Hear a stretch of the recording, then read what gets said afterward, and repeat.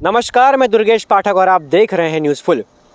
मैं खड़ा हूं बोईसर एमआईडीसी के क्षेत्र में और ना चाहते हुए भी मुझे यहाँ आना पड़ता है और मुझे आना यहाँ बिल्कुल पसंद नहीं है, क्योंकि अधिकतर तौर पर जब यहाँ पर हम आते हैं तो कुछ ना कुछ बुरी खबर ही हाथ लगती है। मेरे फ्रेम में आप देखिए किस तरीके से बड़े अक्षरों में लिखा गया है जेपीएन फार्मा प्लॉट T108 109। दरअसल सुबह तकरीबन 10 बजे के आसपास यहाँ पर एक घटना घटती है। बॉयलर का ग्लास फूटने से एक बड़ा विस्फोट होता है, जिसके चलते आसपास मौजूद 4 लोग इसके चपेट में आ जाते हैं। प्राथमिक तौर पर चारों को अस्पताल में भर्ती कराया गया। बोईसर के संजीवनी अस्पताल में उनको तुरंत रेफर कर दिया गया, जिनमें से एक की घटनास्थल पर ही मौत हो गई और बचे हुए 3 का उपचार भी अस्पताल में जारी है। ये पूरी रूपरेखा थी इस घटनास्थल की। अभी हम खड़े हैं जेपीएन फार्मा के बाहर, तो आपको किस तरीके से क्या कुछ हुआ सवेरे से अब तक ही हमने आपको बता दिया, मगर इसे आपको सिर्फ एक खबर या घटना की तरह नहीं लेना है, क्योंकि इस इलाके में, इस क्षेत्र में कंपनी के नाम बदलते हैं, लोगों के नाम बदलते हैं, मगर घटनाएं हैं दिन प्रतिदिन बढ़ते ही जा रही है। कैमरा पर्सन थोड़ा सा आगे है, किस तरीके से दिखाई दे रहा। जेपीएन फार्मा यही वो कंपनी है जिसने आज एक व्यक्ति की जान ले ली। मृतक व्यक्ति का नाम बता दें आपको, पराग घरत बताया जा रहा है, जिसकी उम्र तकरीबन 24 वर्ष के आसपास है। ज़रा सोचिए, विचार विमर्श करिए कि जब पराग घरत अपने घर से निकलता है, 24 वर्ष उसकी उम्र थी, अपने घर से निकलता है, अपनी माँ को कहता है, अपने परिवार को कहता है कि मैं लौट के आता हूँ, कंपनी जा के आता हूँ, मगर वो 4 कंधों पर लौट कर वापस आता है। सोचिए किस तरीके से पूरी घटना होगी। इसे आपको एक घटना की तरह नहीं, इसे हमें सीखने की ज़रूरत है, क्योंकि लगातार जो कंपनियाँ हैं ये सारा मैनेजमेंट पर चलता है।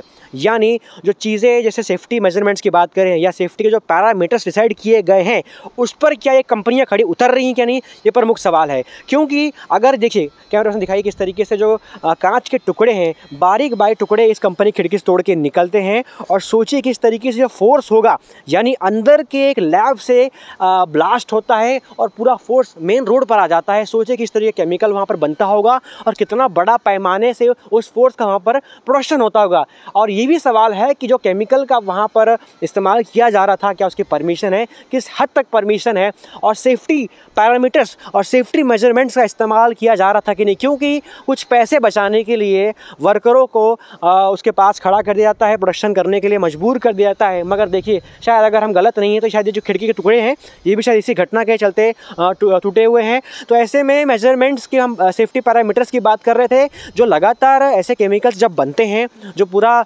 क्षेत्र होता है उसके पास किस तरीके से सेफ्टी पैरामीटर्स होने चाहिए, और क्या उन सबको इम्प्लीमेंटेशन कंपनी करवाती है, कंपनी के मैनेजमेंट करवाते हैं, या यूं ही राम भरोसे सब कुछ छोड़ दिया जाता है। अगर सेफ्टी का लिहाज यहाँ पर एक अच्छे दर तक होता तो शायद आज पराग घरत की जान नहीं जाती। एक बड़ा जन सैलाब, उनके लोकल रहवासी हैं पराग घरत जी, एक लोकल रहवासी होने के नाते पूरा गांव के जो रहवासी है वो अस्पताल में पहुँच चुके। भारी जन सैलाब उनके हॉस्पिटल पर देखने के लिए पहुँचा। तो ऐसे में क्या कंपनी द्वारा 2-4 लाख 5 लाख रुपए देने सब कुछ नॉर्मल हो जाएगा? क्या पराग घरत की जो कमी है वो 2-4-5 लाख रुपए देने से पूरी हो जाएगी? ये भी सवाल लगातार बरकरार है। आज जेपीएन फार्मा की बात तो हो ही रही है, उन तमाम कंपनी 1000-1500 जो भी कंपनी एमआईडीसी क्षेत्र में है, जो तमाम अधिकारी सब में इन्वॉल्व है, फैक्ट्री इंस्पेक्टर क्या कर रहे हैं, उनकी भूमिका कैसी है?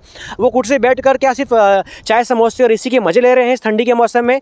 मुझे बताइए किस तरीके से जो भूमिका होनी चाहिए, अगर जो पैरामीटर्स डिसाइड किए गए हैं, जो सेफ्टी मेजरमेंट्स होनी चाहिए, वो क्या कंपनी द्वारा पालन किया जा रहा है कि नहीं, इसका वक्त पर जांच करने की ज़रूरत है। क्योंकि जो आपका काम है, उस काम के आपको पैसे ही मिल रहे हैं, वो काम आप नहीं करेंगे तो ऐसे आज एक पराग घरत की जान गई है। ऐसे लगातार हादसे बढ़ते रहेंगे। 2-4-5 लाख रुपए में हम लेके उस केस को भूल जाएंगे, मीडिया वाले 2-4-5 हज़ार में बिक के उस केस को दबा देंगे, सिलसिला चलता रहेगा। मगर अगर इसे वक्त रहते रोकना है, क्योंकि एमआईडीसी एक बड़ी इंडस्ट्री बनती जा रही है, पॉपुलेशन यहाँ बढ़ता जा रहा है, उस तरीके से घटनाओं का प्रमाण भी दिन प्रतिदिन बढ़ता ही जा रहा है। इस सारे मामले पर अधिकारियों पर जांच करने की ज़रूरत है। पुलिस को पूरी ईमानदारी से इस पर हर एक पहलू को समझने की ज़रूरत है। आखिरकार किस तरीके से जो इम्प्लीमेंटेशन होनी चाहिए वो हुई या नहीं, गलती किसकी थी, कहाँ पर मिसगाइड हुआ, ये तमाम पहलुओं पर जाँच करने की ज़रूरत है। बहरहाल पोस्टमार्टम के लिए पराग घरत के शरीर को भेज दिया गया है, और जो 3 पीड़ित है उनका इलाज भी अस्पताल में जारी है। क्या कुछ प्रतिक्रिया है? प्रमुख तौर पर यह बात निकलकर सामने आ रही है कि पराग घरत ने हजार्डियस केमिकल को इनटेक कर लिया था, जिसके चलते इनके शायद श्वास नली चोक हो गई थी, ये बात बताई जा रही है। बहरहाल जो कुछ औपचारिक डिटेल्स है वो तो पोस्टमार्टम के बाद ही मालूम पड़ पाएगी। इस वीडियो को अब मैं क्या कहूँ, शेयर करने कहूँ या ये जो घटनाएं हैं लगातार बढ़ती जाती है, हमें हर दूसरे दिन यहाँ पर आना पड़ता है, कवरेज करनी पड़ती है, मगर जो तमाम अधिकारी हैं जो सब में लिप्त हैं उनकी पता नहीं नींद क्यों नहीं खुल रही है, किस गहरी नींद में सो हैं और कितनी बली शायद चढ़ने के बाद उनको रियलाइज़ होगा। क्योंकि ऐसा हो सकता है कैमरा पर्सन शायद घटना जब दूर की होती है तो समझ में नहीं आता, किसी अपने की जान जाएगी शायद तब उनकी नींद खुलेगी। इन तमाम पहलुओं पर उन अधिकारियों से रिक्वेस्ट हम करने के हालत में भी आ चुके हैं, क्योंकि उनका काम है वो काम भी नहीं कर रहे हैं।